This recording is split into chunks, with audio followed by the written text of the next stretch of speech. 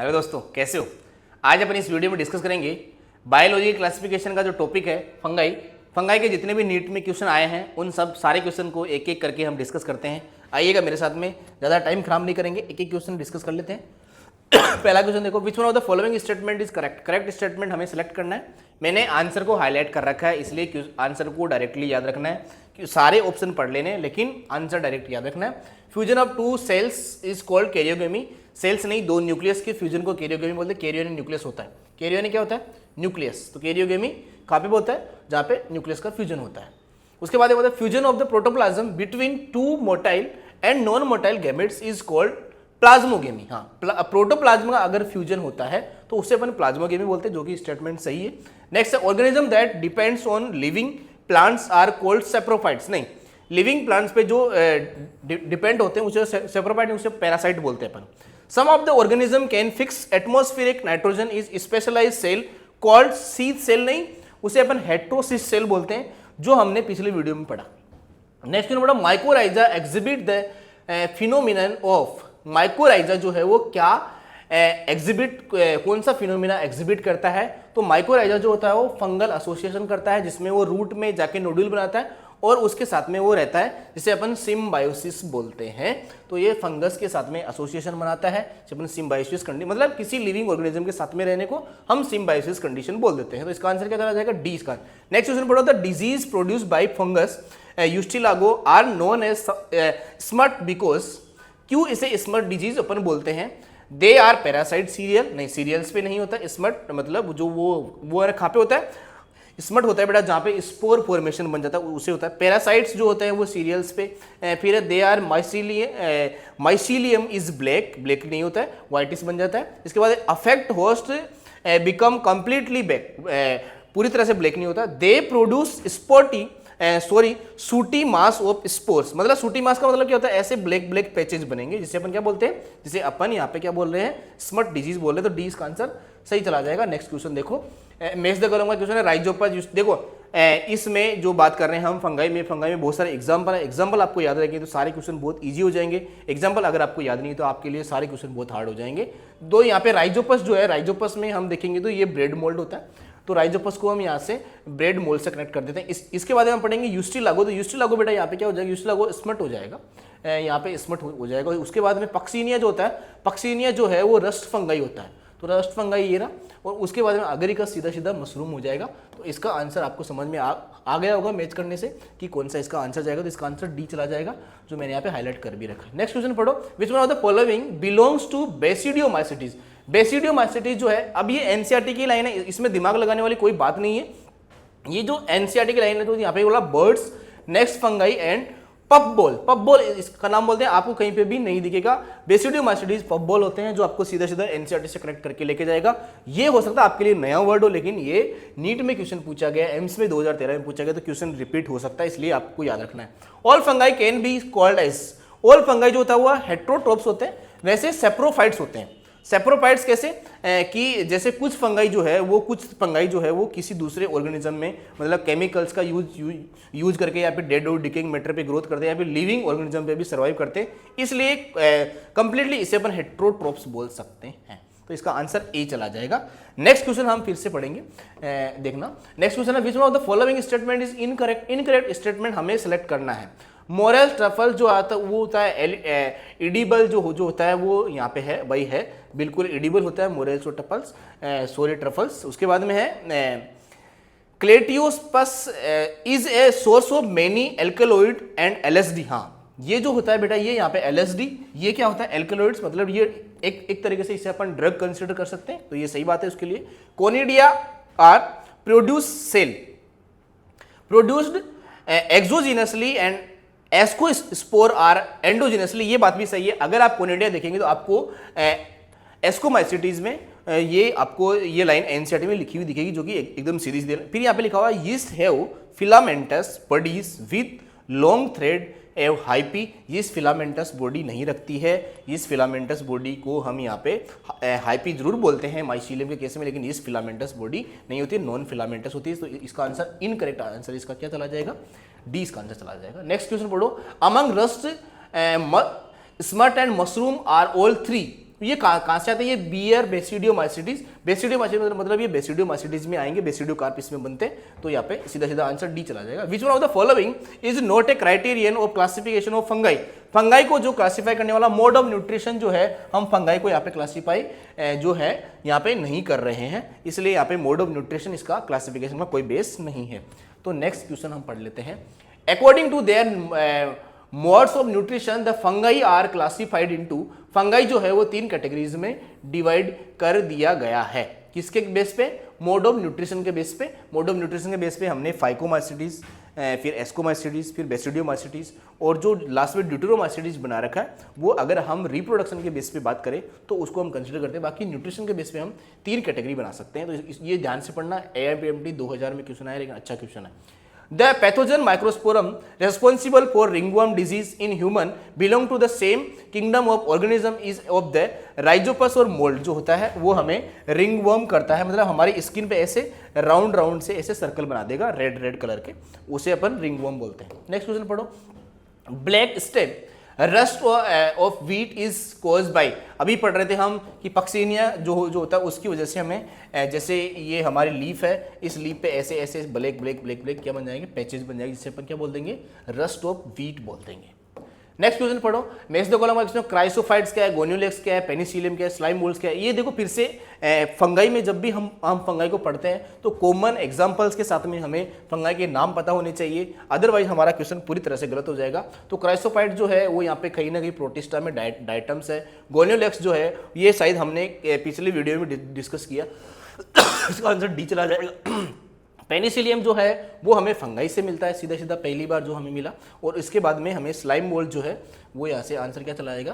Plasmodium, जो यहाँ पे आंसर चला जाएगा। ये पिछले वीडियो का भी क्वेश्चन है, ऐसा ही सेम क्वेश्चन मैंने सोल्व किया था। फिर है choose the wrong statement. Wrong statement हमें सिलेक्ट कर लेना। तो पहला ही जो क्वेश्चन है वो morels and truffles are poisonous mushroom, नहीं पॉइजनस नहीं होता, ये एडिबल होता है, इसलिए स्टेटमेंट गलत हो जाएगा। नीचे वाले सारे स्टेटमेंट आप पढ़ेंगे, एनसीईआरटी की लाइन है तो आपको समझ में आ जाएगा कि सही लाइन लिखी हुई है। नेक्स्ट क्वेश्चन पढ़ो। इन manufacture of bread it become porous due to release of CO2 by the action of yeast। Yeast जो सैक्रोमाइसिस सेरेविसी होता है उसको हम बेकर्स यीस्ट भी तो बोलते हैं, तो उसे बेकरी में हम यूज करते हैं। One of the major components of the cell wall of most fungi काइटी, सीधा सीधा टेबल में दिया हुआ आंसर है, तो सी इसका आंसर चला जाएगा। क्या आपको बातें समझ में आ रही है? नेक्स्ट बताओ। Fairy ring is lawns result from outward spreading circles of mycelium of mushrooms producing at their periphery fruiting body called basidiocarp बोलते हैं। बेसिडियोकार्प जो है वो ऐसे, जैसे मान लो माइसीलियम ऐसे हाईपी ग्रोथ कर रहा है, ऐसे हाईपी ऐसे एक लाइन बना रहा है, चद्दर सी बना रहा है, इसके बाद में ऐसे सराउंडिंग में अगर ये एक्सपोज हो गया है तो इसे अपन क्या बोलते हैं? इसे अपन बेसिडियोकार्प बोलते हैं। तो ये यही बोला कि मशरूम जो है यहाँ पे ग्रोथ कर जाता है, उसे अपन बेसिडियोकार्प यहाँ पे कंसिडर करते हैं। नेक्स्ट क्वेश्चन पढ़ो। मेज द कॉलम का क्वेश्चन है। ट्राइकोडर्मा क्या है, यीस्ट क्या है, ब्रेड मोल्ड क्या है, स्मट क्या है। ये क्वेश्चन मेज द कॉलम का क्वेश्चन है, तो यहाँ पे सीधा सीधा हम मेज करके देख लेते हैं। ट्राइकोडर्मा जो है वो ड्यूटेरोमाइसीटीज में आएगा, सीधा सीधा ए से फर्स्ट वाला मैच हो जाएगा। उसके बाद में यीस्ट जो है, यीस्ट क्या है? यीस्ट भाई किस में आता है? फाइकोमाइसीटीज में या फिर एस्कोमाइसीटीज में? फाइकोमाइसीटीज में नहीं आता, फाइकोमाइसीटीज में आता है राइजोपस, एल्बुगो और म्यूकर आता है, मतलब राम आता है, इसमें यहाँ पे नहीं आएगा। तो ये यीस्ट कहाँ से आ जाएगा? एस्कोमाइसीटीज में। फिर ब्रेड मोल्ड किस में आएगा? तो ब्रेड मोल्ड आएगा यहाँ पे फाइकोमाइसीटीज में, और स्मट जो है वो लास्ट में बेसिडियोमाइसीटीज बच के, उसका तो इसका सीधा सीधा ऑप्शन मैच कराएंगे, सी इसका आंसर चला जाएगा। नेक्स्ट क्वेश्चन हम पढ़ते हैं। मैच द कॉलम का फिर से अगरिकस क्या है, कोलेटोट्राइकम क्या है, एल्बुगो क्या है और न्यूरोस्पोरा क्या है, इसको भी हम मैच कराएंगे, तो सीधा सीधा आंसर क्या चला जाएगा? तो अगरिकस क्या है? बेसिडियोमाइसीटीज। इसके बाद में कोलेटोट्राइकम क्या है? तो कोलेटोट्राइकम यहाँ पे हो जाएगा ड्यूटेरोमाइसीटीज। एल्बुगो क्या है? अभी मैंने बताया, तो एल्बुगो है यहाँ पे एस्कोमाइसीटीज। तो सॉरी, हाँ यहाँ पे एल्बुगो एस्कोमाइसीटीज नहीं है, फाइकोमाइसीटीज है, और न्यूरोस्पोरा जो है वो यहाँ पे एस्कोमाइसीटीज बन जाएगा। क्या आपको सारे आंसर समझ में आ गए? हाँ, अगर आ गए तो इसका डी आंसर चला जाएगा। नेक्स्ट क्वेश्चन पढ़ो। After karyogamy followed the by meiosis spore are produce exogenously. Exogenously जो होता है वो एगरिकस में होता है। तो ऐसा हम यहाँ पे आंसर सीधा सीधा पढ़ेंगे। एनसीईआरटी की लाइन है कि कैरियोगेमी के बाद में वहाँ पे प्लाज्मोगेमी होती है, लेकिन अगरिकस में ऐसा देखने को मिलता है। एनसीईआरटी में ऐसा लिखा गया है, अगर आपने एनसीईआरटी ध्यान से नहीं पढ़ी तो दोबारा से एक बार पढ़ना। कॉमन ब्रेड मोल्ड्स आर क्या है? ब्रेड मोल्ड्स को राइजोपस बोलते हैं। ये सीधी सीधी लाइनें याद रख लेनी है आपको, क्योंकि ये यहाँ पे समझने वाली बात ही नहीं है। Which one of the following is that true of for fungi, fungi के लिए क्या ट्रू है? तो lack of rigid cell wall, rigid cell wall होती है, लेकिन ये बोलता है कि यहाँ पे रिजिड सेल वॉल नहीं होती है, नहीं होती है। दे आर हेटरोटॉप्स, हाँ हेटरोटॉप्स होते हैं। दे न्यूक्लियस, नहीं यूकैरियोट सेल है तो ये न्यूक्लियस तो रखते हैं, यहाँ पे लेक नहीं होता है। दे आर फेगोट्रोप्स, फेगोट्रोप्स नहीं होते हैं, सेप्रोफाइट्स होते हैं। तो इसका आंसर बी चला जाएगा, सही आंसर। नेक्स्ट क्वेश्चन पढ़ो, मैच द कॉलम का क्वेश्चन। फाइकोमास्टिडिस, एस्कोमास्टिडिस, बेसिडियोमास्टिडिस, ड्यूटेरोमास्टिडिस में हमें सीधा सीधा कॉमन नाम याद रख लेना है। तो फाइकोमास्टिडिस को हम यहाँ पे सेक फंगाई बोलते हैं, ये सॉरी एल्गल फंगाई बोलते हैं। उसके बाद में एस्कोमास्टिडिस को हम यहाँ पे क्या बोलते हैं? इसको हम सेक फंगाई बोलते हैं। बेसिडियोमास्टिडिस को हम यहाँ पे क्या बोलते हैं? क्लब फंगाई बोलते हैं। और ड्यूटेरोमास्टिडिस को हम फंगाई इम्परफेक्टाई कंसिडर करते हैं। आपको जो क्वेश्चन, जो भी मैच द कॉलम में जो भी पहले सबसे ज्यादा कॉन्फिडेंटली आता है उसे आप पहले मैच करिएगा, फिर आपका आंसर धीरे धीरे बनता चला जाएगा। इसका आंसर सीधा सीधा ए चला जाएगा। नेक्स्ट क्वेश्चन पढ़ते हैं।